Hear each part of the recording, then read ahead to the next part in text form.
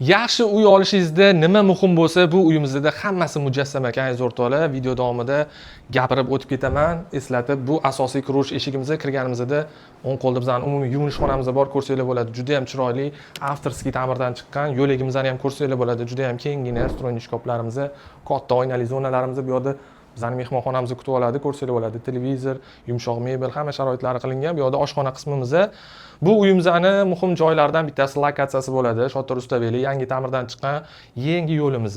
Bu yerda Trabanttilda ham bo'lmayapti hozirgi paytda. Juda ham chiroyli yo'l solib qo'yishgan.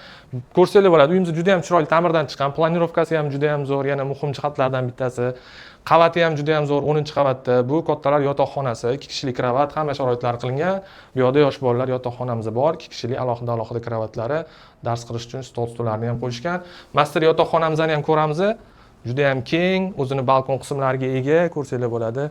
Shinamgina, kattagina bizani master yotoqxonamiz, o'zini alohida yuvinish xonasi bor master yotoqxonamizni.